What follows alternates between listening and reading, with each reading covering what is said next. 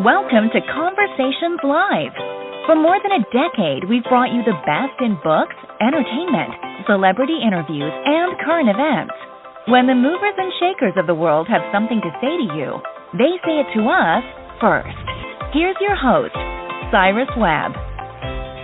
Welcome back, everyone, to Conversations Live. I'm your host, Cyrus Webb. Glad you all could join us once again. For a radio audience tuning in at WYAD 94.1 FM and WYADonline.com, we're glad that you all can be with us. Also, just joining us through iHeartRadio and Amazon Music Broadcasting. Glad you all could be with us as well. Well, today kicks off Season 2 of the show Crime Scene Confidential, and we're excited to welcome seasoned forensic expert Alina Burroughs to our broadcast today to talk to us not only about what it's been like for her to see the response to the show, but also the cases she's able to cover, and let you guys know a little bit about what you can expect for this season as well. Alina, thank you again for being with us. Really appreciate it. Oh, thanks so much for having me, Cyrus. Well, this is work that you've dedicated yourself to, and, of course, we have gotten to, I think in some ways, Alina, we've gotten a kind of skewed view of the work that you do because of some of the more popular shows out there that are, of course, fictionalized. But what has it been like for you, Alina, to be able to do this work and to see the impact it's been able to have? Yeah, Crime Scene Confidential has been, I think, my passion project. I tell people I don't have children, but I have 2 seasons of television. I was a crime scene investigator, and I taught forensic science, and I think this is really the culmination of that. And I wanted to impact the world, certainly when I started my job in crime scene investigation, and I feel like through the television show that I hope to impact people on an even larger scale. And it absolutely makes my day when anybody lets me know that, somebody, maybe their son or their daughter wants to go into forensic science because of this show. That's wow. What really makes my day.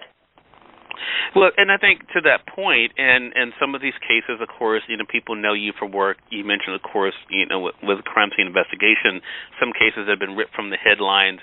Does that, for you, is that also that curiosity for you, Alina, one of the things that drives you?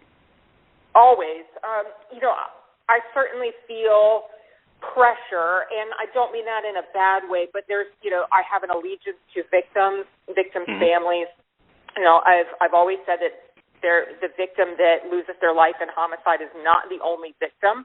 There are ripples that are really far-reaching when we talk about homicide, and I have an allegiance to victims and victims' families to find answers, to find things that maybe somebody's overlooked.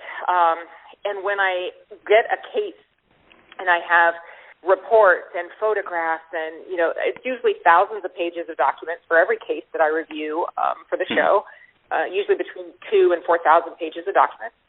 Wow. I have a pressure in a good way, to see the thing that nobody else has seen.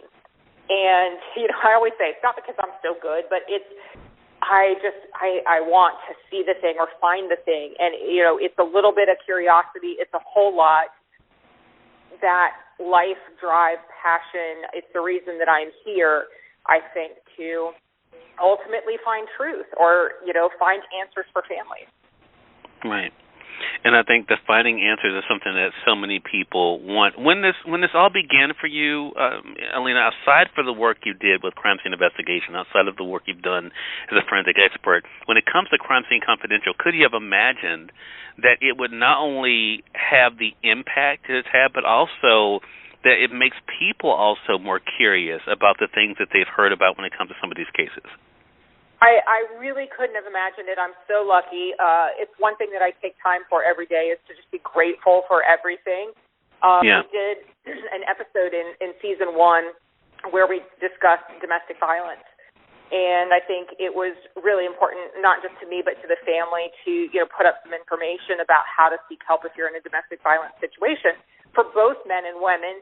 And I had people reaching out to me personally, thanking me for highlighting the fact that domestic violence can be, it doesn't have to be a black eye. It doesn't have to be, being physically assaulted. It can be verbal. It can be emotional. And I could never have perceived in the beginning that a television show could have such an impact.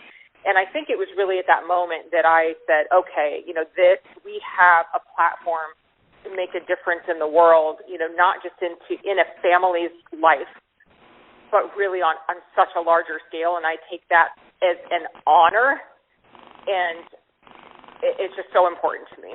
It's such an honor, and it's such a privilege. Yeah, and it's something I think that people have definitely been talking about. Social media, of course, has driven a lot of these conversations as well. I did want to ask you, I want to talk to you about Season 2, Alina, but I do want to ask you a question I wondered when I was prepping for this segment. Is it easy for you to let it go?